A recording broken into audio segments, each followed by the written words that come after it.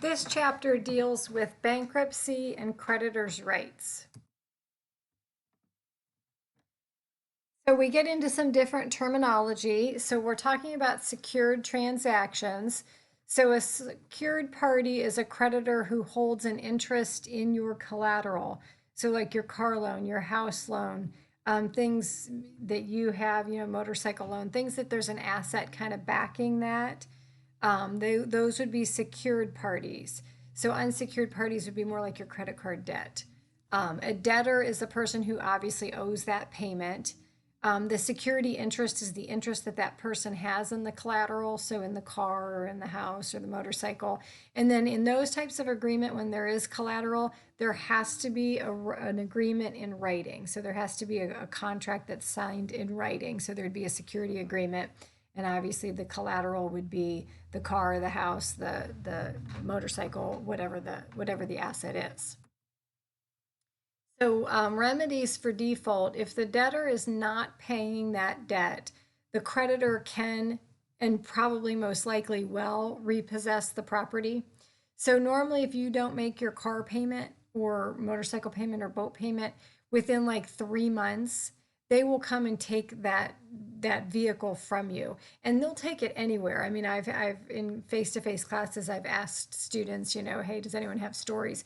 People, they'll take it like you're out to dinner. If they can find that car in that parking lot, they'll take it. You're at the gas station, they'll come and they'll take it. I mean, obviously they would take it in your driveway, but a lot of times people know that, hey, they might be coming, so they maybe hide that car somewhere else, but they'll find it and they'll take it.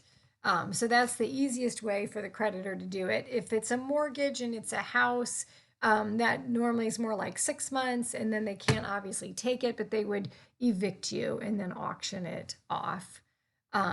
So they do have those judicial remedies. It's the legal rights for them to process and seize that property. They could either keep it or they could sell it at an auction. Most of the time, the cars that are repoed are sold at auctions.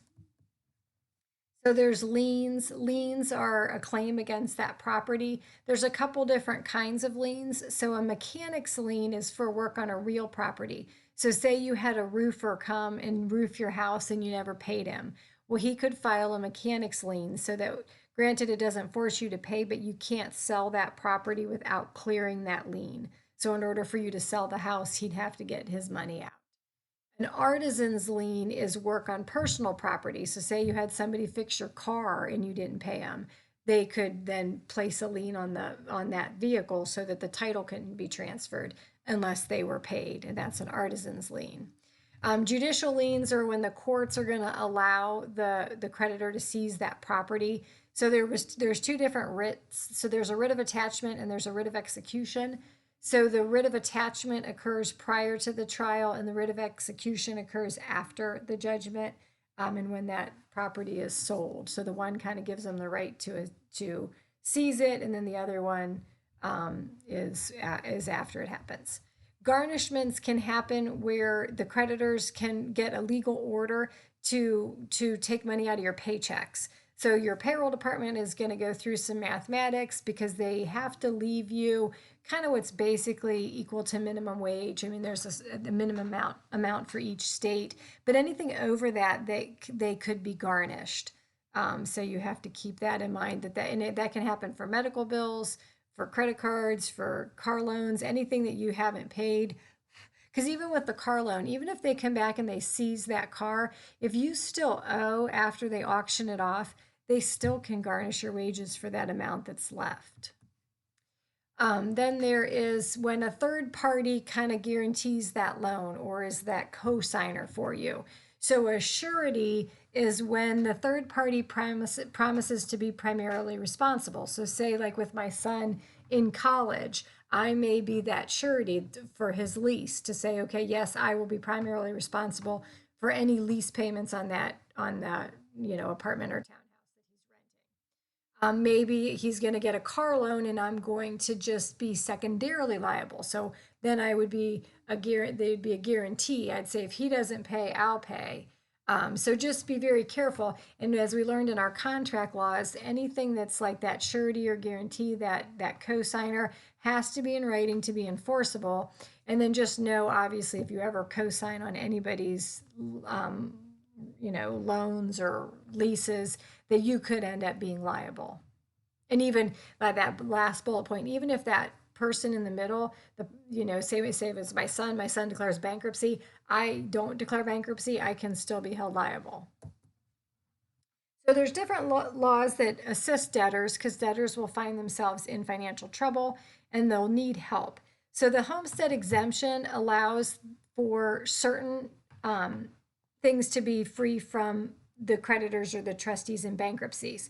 So your family home, again, as long as it's within a certain dollar amount of equity that you owe on it. I mean, you couldn't have a $200,000 home all paid off and then declare bankruptcy and expect that to be protected, because that's not going to be the case.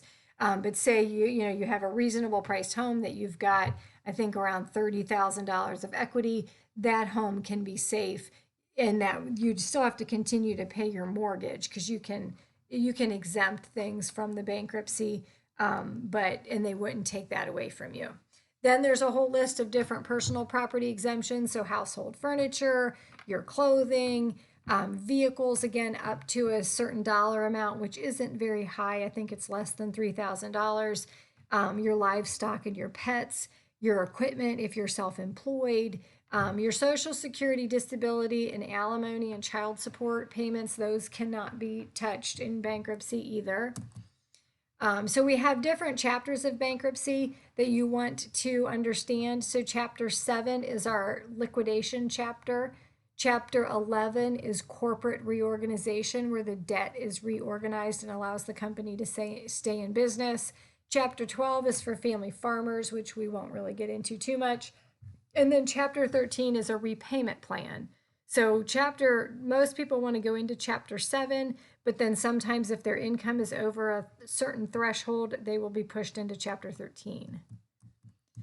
So we have some different bankruptcy terms. So an involuntary bankruptcy is when the creditors come together and force that debtor into bankruptcy. So there's some requirements there. It has to be a certain percentage of the debt that a creditor owns to push that debtor into bankruptcy. And then there's voluntary, where the debtor realizes, hey, I'm in over my head, I can't do this, and they go ahead and they contact an attorney or they file for themselves. Once they file and they petition the courts for bankruptcy, an automatic stay goes into place, where there's a suspension of those claims against the debtor so that they can no longer be harassed by the creditors until the bankruptcy is over. There's preferences. The courts really don't allow for preferences. What a preference would be is that if there were assets, like you'd say, well, I'm going to pay, my Kohl's card, and I'm going to pay my, I don't know, my car loan, but I'm going to not pay my mortgage. And I'm going to not pay my other credit card payment. So you can't prioritize to say, these are the people I'm going to pay, these are the people I'm not. So you can't really favor one debtor over the other. There are some laws, and those are listed out in the textbook of who gets priority, because there's a priority system. But you as the creditor, you as the debtor cannot have preferences of one over the other. You also can't transfer assets. So say hey, I think I'm getting into financial trouble. I think bankruptcy is inevitable. Well, you can't transfer your car over to your sister and your boat over to your brother and then say, hey, I don't have any assets. The only assets I have will be protected, because they'll go back for 2 years to look to see what assets were transferred out of your name. So if there is substantial abuse, then they can discharge that bankruptcy, or they can disallow that bankruptcy. So that can happen, so that you definitely don't want to be fraudulent when you're filing for bankruptcy. A discharge term, the term discharge, is when they relieve you from your debt. So the debt liability is gone and you've been discharged from that. Things that you cannot be discharged from is your student loans, back taxes, alimony, and child support. Now, your student loans, if you could prove that paying that student loan causes you financial hardship, or something has changed in your circumstances that, again, it causes financial hardship, so then possibly you can get out of that. But basically, you kind of never get out of back taxes, alimony, and child support. Or again, if you have fraudulently declared bankruptcy. Chapter 7 is liquidation, and that can be either petitioned by the debtor or the creditor, which would make it either voluntary or involuntary. It is for people, partnerships, or corporations, but railroads cannot file.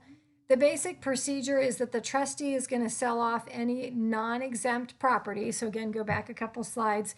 The exempt property are the things you can keep. So anything that's not on that list. So, you've got a boat that's worth 10 grand. That's a non-exempt property. They're going to take it, they're going to auction it off, and then they're going to distribute those proceeds to, again, those creditor groups. And there'll be a priority in which they're paid. Again, you can read the textbook to see what that priority is. Then after all those assets are sold off and that money is given out, the remaining debt is going to be discharged. Now, it is a big ding on your credit report, but at least then, in a sense, you're starting over. Chapter 11 is reorganization. And what happens in reorganization is that the courts will step in and they may make the business sell off some, again, non-exempt or non-key assets. And then they'll take that money and they'll apply it to the debt and they'll restructure the debt. So the purpose is for the business to stay in business and to be able to handle their debt. So it's primarily done by a corporation or a partnership. It can be involuntary or voluntary. So that can be petitioned by the debtor or the creditor. But the procedure is basically, we're going to keep your main assets, sell off some extraneous assets, and then restructure the debt and put it in a plan that is fair and that business can maintain. And then the result is that they can stay in business. And you do hear companies having to do that, like airlines will sometimes file Chapter 11. Some of our automotive manufacturers have filed Chapter 11. And then normally what they have to do, though, is sell off certain parts of their business and kind of just keep to their key lines. So think like they sold off or just continued like Saturn and Pontiac and some of those, and that was all kind of part of that reorganization. Then Chapter 13 is called the repayment plan, and this can be petitioned by the debtor only. So again, it's for individuals only.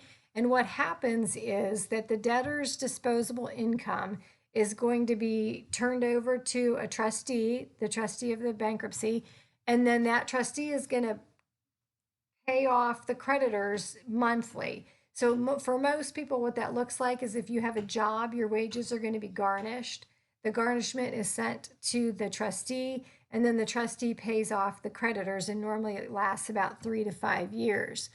So the goal of that is your debt would all be discharged. Most of those creditors stop charging interest, sometimes even remove any interest and late fees, so that really all you have is just the debt that you owe them.